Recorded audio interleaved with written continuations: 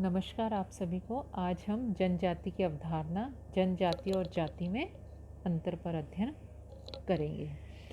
भारत एक विशाल देश है, इसमें अनेक विविधताएं हैं। आदिकाल से यहाँ विभिन्न धर्मों, मतों, संप्रदाय, संस्कृति, जातियों, प्रजातियों के लोग निवास करते रहे हैं। इन सभी ने यहाँ की सामाजिक व्यवस्था और संगठन में अपनी महत्वपूर्ण भूमिका निभाई है और एक भारतीय समाज को एक विशिष्ट स्वरूप या पहचान दी है। जाति प्रथा, जनजाति, ग्राम व्यवस्था, वर्ण व्यवस्था, आश्रम व्यवस्था, कर्म एवं पुनर्जन्म का सिद्धांत आदि यहाँ के समाज की प्रमुख विशेषताएं रही हैं। भारत के प्राचीन साहित्य में जनजाति शब्द का उल्लेख तो नहीं मिलता, परंतु इन समूहों को विशिष्ट नामों से जाना जाता था, जैसे गौंड, संथाल, भील आदि। भारत के प्राचीन प्रामाणिक साहित्य में दक्षिण भारत में कुरुम्बा, इरूला एवं पणिया, मध्य भारत में असुर, सावरा, उरांव, गौंड, संताल, भील एवं उत्तरी पूर्वी भाग में बोडो, अहोम आदि जनजातियों का उल्लेख मिलता है। अंग्रेज़ों के समय में जनजाति संबंधी सामाजिक श्रेणी की अवधारणा विकसित हुई। इसका उद्देश्य इन लोगों को हिंदू, मुस्लिम, अन्य धार्मिक समूहों से पृथक रखना था। इनको शेष लोगों से अलग बनाए रखने का आधार जनजातियों का धर्म था, जो शेष लोगों के धर्मों से भिन्न था। 1919 के अधिनियम द्वारा जनजातियों के स्थानीय जनसंख्या के आधार पर पूर्णतः पृथक एवं आंशिक रूप से पृथक क्षेत्र बनाए गए। अंग्रेज इन लोगों की पृथक श्रेणी को स्पष्ट नाम नहीं दे सके। यही कारण है कि विभिन्न जनगणनाओं में इनके लिए जिन नामों का प्रयोग हुआ वे हैं जीववादी, पहाड़ी, वन्य जाति, आदम जातियाँ, जनजातियाँ आदि। जनजाति का अर्थ और परिभाषा। गोत्र का एक विस्तृत स्वरूप जनजाति है। यह खानाबदोशी, जत्थे, झुंड, गोत्र, भ्रातृदल एवं अर्धांश से अधिक विस्तृत एवं संगठित होती है। जनजाति को परिभाषित करते हुए गिलन एवं गिलन लिखते हैं, स्थानीय आदिम समुदायों के किसी भी संग्रह को जो कि एक सामान्य क्षेत्र में रहता हो, एक सामान्य भाषा बोलता हो और एक सामान्य संस्कृति का अनुसरण करता हो, एक जनजाति कहते हैं। डॉक्टर रिवर्स के अनुसार जनजाति एक ऐसा सरल प्रकार का सामाजिक समूह है जिसके सदस्य एक सामान्य भाषा का प्रयोग करते हैं तथा युद्ध आदि सामान्य उद्देश्यों के लिए सम्मिलित रूप से कार्य करते हैं।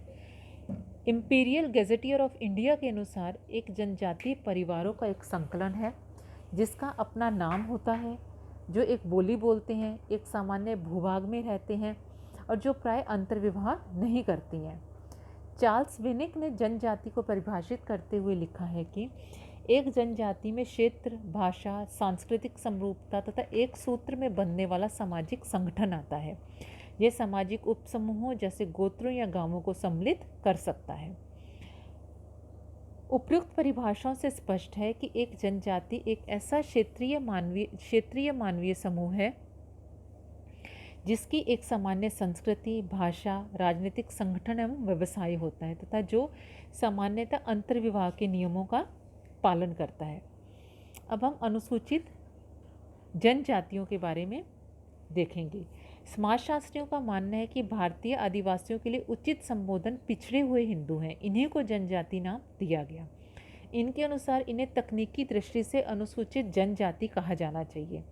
स्वतंत्रता प्राप्ति के पश्चात अनुसूचित जनजातियों का संरक्षण तथा विकास संविधान का दायित्व समझा गया। इसी कार्य हेतु जनजातियों की एक सूची बनाई गई। भारतीय संविधान के अनुच्छेद 342 के खंड प्रथम में बताया गया कि राष्ट्रपति सार्वजनिक सूचना द्वारा जनजातियों, जनजातीय समुदायों एवं जनजातीय समुदाय के भीतरी समूहों की घोषणा करेंगे। अब हम जनजातियों की विशेषताओं का बारे में अध्ययन करेंगे। जनजातीय समाज की विशिष्ट विशेषताओं को हम देखते हैं। प्रथम, सामान्य भूभाग। एक जनजाति एक निश्चित भूभाग में निवास करती है। इसके परिणाम स्वरूप उस भूभाग से लगाव एवं उसके सदस्यों में दृढ़ सामुदायिक भावना का विकास हो जाता है। सामान्य भूभाग में रहने के कारण ही उनमें सामान्य जीवन की अन्य विशेषताएं विकसित होती हैं। द्वितीय, सामान्य भाषा। एक जनजाति के लोग अपने विचारों का आदान प्रदान एक ही सामान्य भाषा का प्रयोग करते हैं। भाषा के माध्यम से वह अपनी संस्कृति का हस्तांतरण एक पीढ़ी से दूसरी पीढ़ी को करते हैं। विस्तृत आकार, एक जनजाति में कई परिवारों का संकलन होता है। इसमें कई वंश, समूह, गोत्र और भ्रातृ दल होते हैं। अंतर्विवाह, एक जनजाति के सदस्य अपनी ही जनजाति में विवाह करते हैं। प्रत्येक जनजाति का एक नाम होता है। प्रत्येक जनजाति के सदस्यों की एक सामान्य संस्कृति होती है। उनके रीति रिवाज, प्रथा, लोकाचार, नियम, कला, धर्म, जादू, संगीत, नृत्य, खान पान आदि में समानता होती है। जनजाति में आर्थिक आत्मनिर्भरता पाई जाती है। इनका अपना एक राजनीतिक संगठन होता है। इसमें अधिकांशतः एक वंशानुगत मुखिया होता है जो परंपराओं का पालन कराने, नियंत्रण बनाए रखने एवं नियमों का उल्लंघन करने वालों के लिए दंड की व्यवस्था करता है। एक जनजाति में खान पान, विवाह, परिवार संबंधी समान निषेध पाए जाते हैं। इनमें हम की भावना होती है। इनमें नातेदारी का अपना विशिष्ट महत्व होता है। प्रत्येक जनजाति का अपना विशिष्ट धर्म होता है। इनके धर्म में प्रकृति पूजा, आत्मवाद, जीववाद, मानववाद की प्रधानता अधिक होती है। कई जनजातियों की उत्पत्ति भी एक सामान्य पूर्वज से ही मानी जाती है। पिटिंगटन ने आदिम या जनजातीय समाज की निम्न विशेषताएं बताई हैं कि आदिम या जनजातीय समाज निरक्षर समाज है। इनमें लेखन या लिपि नहीं पाई जाती। जनजातीय समाज का संगठन सरल प्रकार का होता है। इनमें प्रौद्योगिकी का विकास निम्न स्तर का पाया जाता है। इनमें नातेदारी एवं स्थान के आधार पर निर्मित सामाजिक संबंध अधिक महत्वपूर्ण होते हैं। इनमें आर्थिक विशेषीकरण, सामाजिक समूह की बहुलता का भी अभाव पाया जाता है। तो हमने देखा कि जनजाति का अर्थ और जनजाति की विशेषताएं क्या क्या हैं। पुराने ज़माने में राजनीतिक इकाई जनजाति की अवधारणा में अब बदलाव आया है। अब हम देखते हैं कि जनजातियों में भी कई तरीके के बदलाव आ गए हैं। स्वतंत्रता प्राप्ति के बाद कई वर्षों से जनजातीय समुदायों को संविधान के अंतर्गत अनुसूचित जनजाति की श्रेणी में सम्मिलित किया गया है। इससे जनजातियों को विशिष्ट जनजातीय भाषा तथा सांस्कृतिक इकाई के रूप में अपनी स्थिति को मजबूत करने का भी मौका मिला है। तो धन्यवाद।